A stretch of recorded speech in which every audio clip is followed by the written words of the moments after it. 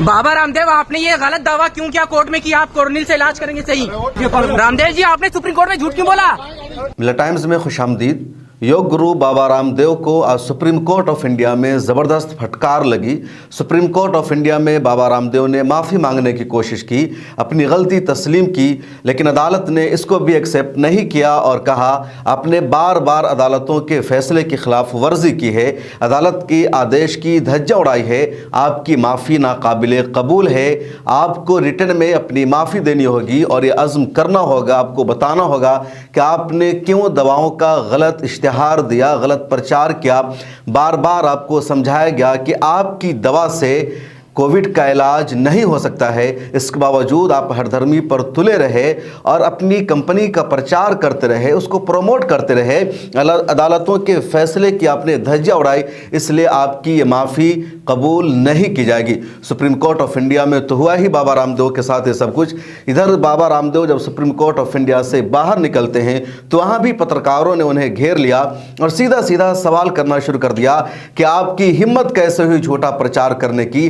अदालत ने पहले ही आपको रोक दिया था, मना कर दिया था, इसके बावजूद आप कंपनी का झूठा प्रमोट करते रहे। और बाबा रामदेव कुछ भी जवाब नहीं दे सके, बल्कि बाबा रामदेव के साथ जो बॉडीगार्ड का हमला था, जो उनके बाउंसर थे, उन लोगों ने पत्रकारों के साथ बदतमीजी की, धक्का मुक्की की और इस तरह की धक्का मुक्की अवैस सिद्दीकी नाम के एक पत्रकार के साथ भी की गई। क्या हुआ आज कोर्ट में बाबा रामदेव के साथ, पूरी तफसील इस वीडियो में बताएंगे।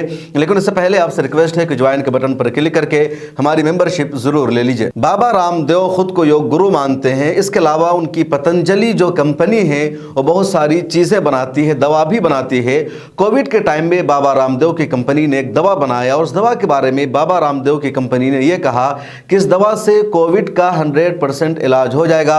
इसके अलावा भी कई इलाज के मामले में, कई बीमारियों के मामले में बाबा रामदेव की कंपनी ने इसी तरह का दावा किया।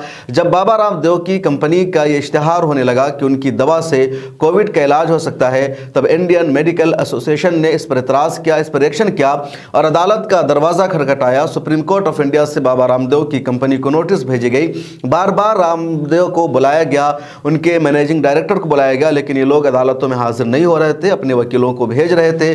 उसके बाद इस मरतबा सुप्रीम कोर्ट ने सख्त आदेश जारी किया और सुप्रीम कोर्ट ने कहा कि हर हाल में 2 अप्रैल को बाबा रामदेव को और उनकी कंपनी के जनरल मैनेजर या मैनेजिंग डायरेक्टर बालकृष्ण आचार्य को हाजिर होना होगा। सुप्रीम कोर्ट के इस सख्त आदेश की वजह से 2 अप्रैल को बाबा रामदेव और बालकृष्ण आचार्य सुप्रीम कोर्ट में हाजिर हुए। उनके वकील ने सुप्रीम कोर्ट में दलील दी कि बाबा रामदेव बहुत मसरूफ़ रहते हैं, उनको टाइम नहीं मिलता, इस वजह से वो नहीं आ सके। लेकिन जो बेंच जिसको समाअत कर रही थी उसमें जस्टिस हेमा कोहली है और जस्टिस एहसानुद्दीन अमानुल्लाह है। दोनों ने कहा कि आप लोगों ने कोर्ट के फैसलों की हमेशा धज्जियां उड़ाई है। कोर्ट ने बार बार आपको मना किया, समझाया, नोटिस इशू किया कि आपकी जो दवा है उस दवा से कोविड का इलाज नहीं हो सकता है। इसके अलावा कई बीमारियों के सिलसिले में भी आप लोगों ने, आपकी कंपनी ने इसी तरह का दावा किया, जबकि उन दवाओं से इस तरह की बीमारियों का इलाज नहीं हो सकता है। पिछले दिनों कोर्ट ने सख्ती से मना कर दिया था, इसके बावजूद नवंबर 2023 में आपने प्रेस कॉन्फ्रेंस की और कोर्ट के फैसला के 24 घंटे के अंदर ही आपने इस तरह की प्रेस कॉन्फ्रेंस करके अपनी कंपनी का प्रमोट किया और लगातार टीवी चैनलों पर, अखबारात पर आपके इश्तिहारात छप रहे हैं। इसका मतलब साफ है कि आपने कंपनी के फैसले की, आपने अदालत के फैसले की खिलाफ वर्जी की है, आपने कोर्ट के आदेश की धज्जियां उड़ाई है, आपकी कंपनी पर पाबंदी लगाई जा सकती है। आप ये सब करते रहे और सरकार आंख बंद करके तमाशा देखती रही। जजेस ने सरकार को भी आड़े हाथों लिया, सरकार की भी तनकीद की और कहा ये कंपनी झूठा प्रोपेगेंडा करती रही, लोगों की जान खतरे में थी और सरकार भी सोती रही। न तो स्टेट सरकार ने इस पर एक्शन किया, न मरकजी सरकार ने इस पर एक्शन किया। इसके बाद बाबा रामदेव के वकील ने कहा कि बाबा रामदेव माफ़ी मांग चुके हैं, अब इस मामले में उनको जिम्मेदार नहीं ठहराया जा सकता है, हमसे गलती हुई। जजेस ने इसके जवाब में कहा कि उस माफ़ी को हम कबूल नहीं करेंगे, वो माफ़ी स्वीकार नहीं है, आपको रिटर्न में माफ़ी देनी होगी। आपने कब माफ़ी मांगी हमें पता भी नहीं चला, आप मीडिया में कहीं कुछ कर देंगे, अपने घर में माफ़ी मांगेंगे, उसका एतबार नहीं होगा, बल्कि आपको 2 हलफनामा 10 अप्रैल को दाखिल करना होगा। ये आखिरी चांस दिया जा रहा है और उसमें बताना होगा, अपनी गलती का पूरा एतराफ़ करना होगा। ये अदालती कार्रवाई है, लफ्ज़ों के ज़रिए अदालती कार्रवाई नहीं चलेगी, बल्कि आपको रिटर्न में हलफनामा देना होगा। जजेस ने यह भी कहा कि आपको ये आखिरी चांस दिया जा रहा है, इसके बाद भी अगर आपने हलफनामा दाखिल नहीं किया, मुकम्मल गलती का एतराफ़ नहीं किया, तो आपकी कंपनी के खिलाफ एक्शन लिया जा सकता है। बाबा रामदेव के वकील ने कहा कि हम मानते हैं कि हमसे गलती हुई है, हम अपनी गलती को स्वीकार करते हैं, तस्लीम करते हैं, बिला शर्त हम माफ़ी मांगते हैं। लेकिन कोर्ट ने कहा कि रिटर्न में माफ़ी देनी होगी और अगली सुनवाई 10 अप्रैल को होगी और 10 अप्रैल को भी दोनों को यानी बाबा रामदेव को और बालकृष्ण आचार्य को हाजिर होना होगा। अगर ये दोनों हाजिर नहीं होते हैं तो सख्त एक्शन लिया जाएगा। हालांकि एक जज एहसानुद्दीन अमानुल्लाह ने बाबा रामदेव के इस हवाले से तारीफ भी की कि योग के सिलसिले में जो उनका काम है या जिस तरह से योगा को उन्होंने फ़रोग़ दिया है वह काबिल सिताइश है। बाबा रामदेव जब अदालत से बाहर निकलते हैं तो पत्रकारों ने उनको घेर लिया।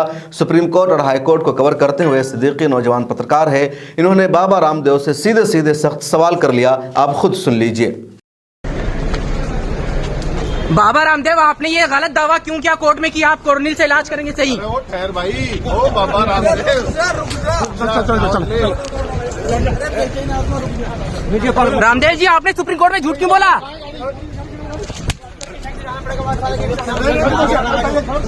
अरे सर ठीक है, अरे हाँ ठीक है, आप हाथ तो छोड़ मेरा, ऐसे नहीं कर सकते।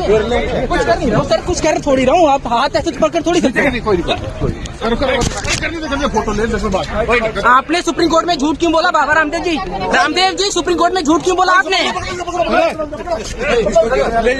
आपका ये ऐसे ऐसे करोगे? और क्या यार, क्यों? रामदेव जी, आपने सुप्रीम कोर्ट में झूठ क्यों बोला? रामदेव जी, सुप्रीम कोर्ट में झूठ क्यों बोला आपने?